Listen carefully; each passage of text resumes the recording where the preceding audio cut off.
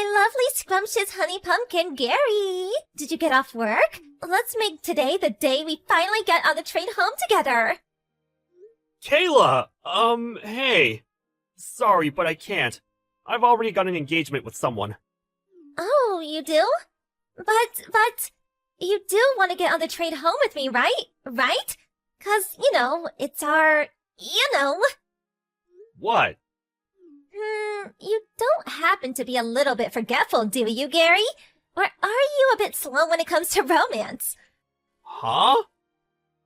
Or maybe you'd be embarrassed if everyone saw you leaving the office with me. Chill out and relax a little. It's fine. Hey, that reminds me. How come you never come over and speak to me at work?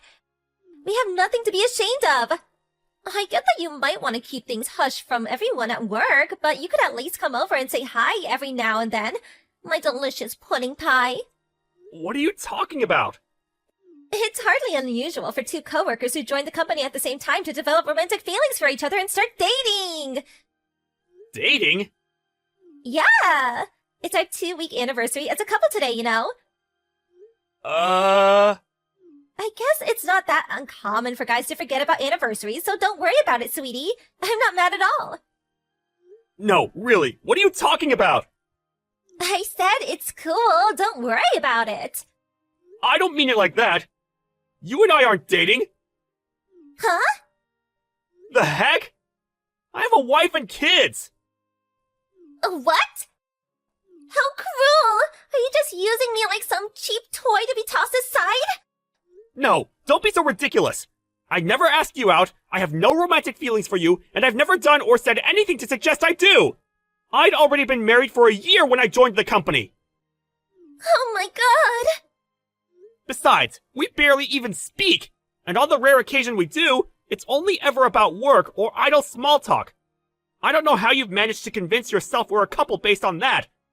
I'm fully devoted to my wife. We were childhood sweethearts who started dating back in high school. Would you please stop saying these weird things? It's making me super uncomfortable. This can't be! What you're doing here could cause a lot of trouble for me. Please refrain from talking to me about anything other than work from now on, okay? I'd appreciate if you stopped calling me things like scrumptious honey pumpkin and delicious pudding pie, too. You have no idea how creepy it is. My name is Gary. Why are you doing this? Gary, my old flame, my once favorite dreamy sugar dumpling, I need to talk to you. What is it? I've told you countless times to only talk to me about work-related things, and only when we're at the office. Why are you messaging me again? Would you please just cut it out already? Plus, I told you to stop it with the creepy nicknames. Just Gary is fine. Gary. I don't think you'll be puffing your chest out like this for long. Wanna know why? Teehee. You see, because you're so stubborn and wouldn't be honest about your feelings, I had no choice but to go and find another boyfriend. Cool. By the way, we're really close already. What would you say if I said I thought he might be the one? That's great. I hope you're happy together. What? No, wait! You were supposed to start panicking! Why? Isn't it normal to be worried when another guy takes the girl you like? Aren't you gonna fight to win me back? Nah. What? Why? I never had any romantic feelings for you in the first place. Are we done? Great.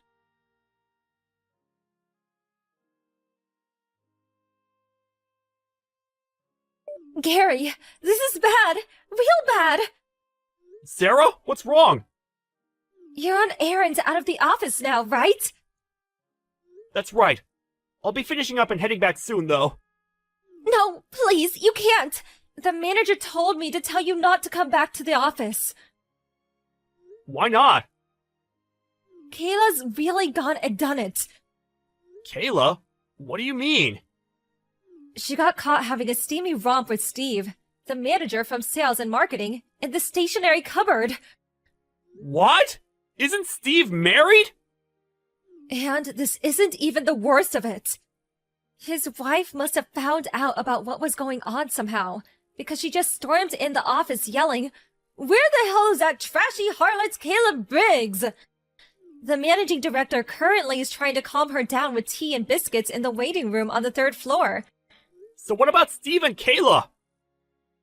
Steve immediately admitted wrongdoing, got on his hands and knees, and begged his wife for forgiveness in the hallway in front of half the company.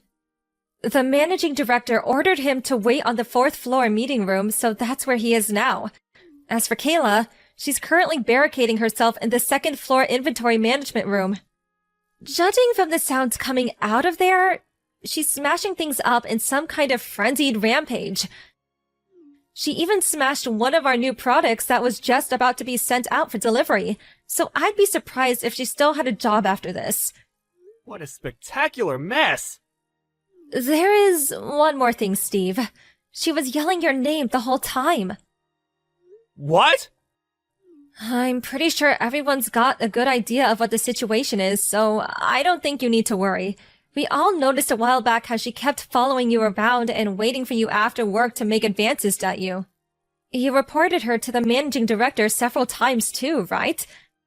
Yeah.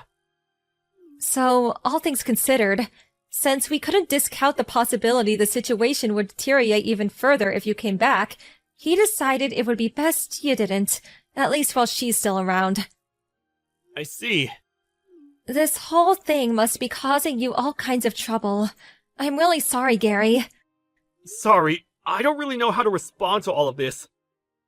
But in any case, thanks for passing on the message. I appreciate it. I'll be in touch as soon as there's any kind of development. Got it. I'm really sorry for inconveniencing you guys. Where was my knight in shining armor? Huh? Your girlfriend just got fired! I'm being charged $15,000 because I broke some stuff, and they said if I don't pay, they'll take me to court.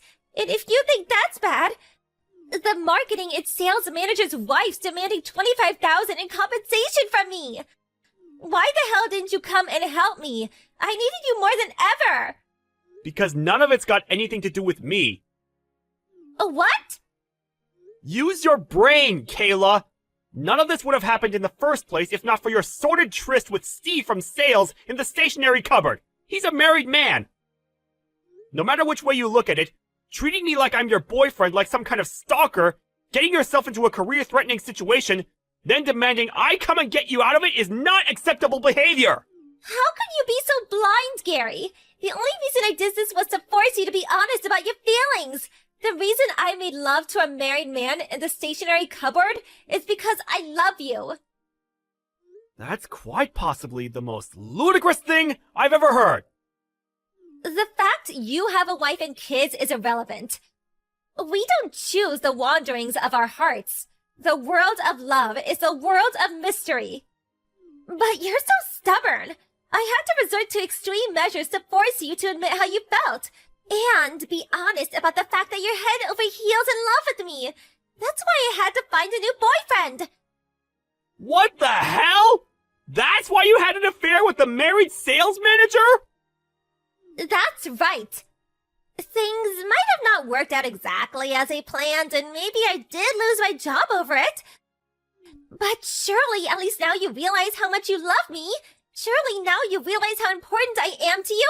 Tell me you do, my sweet trickle muffin. Hurry up and admit you're crazy about me. Divorce your wife and let's be together forever. I'm unemployed now, so I'm ready to be your stay-at-home housewife. It's actually perfect timing when you think about it. I'll be the wife of your dreams. Let's build a household full of love and warmth together, my chocolate love bunny. More like the wife of my nightmares. I feel like I'm in a horror movie. You're actually insane. Huh? I can't believe things got this out of hand as a result of your misunderstood delusions! Misunderstand delusions? No, you're wrong! It baffles me how you can say that with such confidence! There genuinely isn't a shred of self-doubt in you, is there? How many times have I told you now that I don't have romantic feelings for you? I've literally lost count! Come on, Gary. I saw the way you looked at me. The very first work drinking party we all went to after after me and you joined the company? The moment our eyes met across the table. I remember it all like it was yesterday. The fateful moment. What? The fateful, precious moment our eyes met. The overwhelming force of your amorous gaze. You pierced my heart with your love spear. I won't let you say you've forgotten. I won't. What the hell? Ugh! Listen to me, lady. That drinking party you're talking about, I wasn't even there! My wife and son fell ill with something that day, so I ducked out of work early, which means I ended up having to pull out. You're lying! You either dreamed it, or this is a severe case of mistaken identity. No, you're lying! That can't be true! Why don't you try asking Steve, your new boyfriend? He should still have the chat logs from when I messaged him, saying I couldn't go because I had to take my wife and son to the docks. I won't believe it! I won't! Never contact me again! Wait!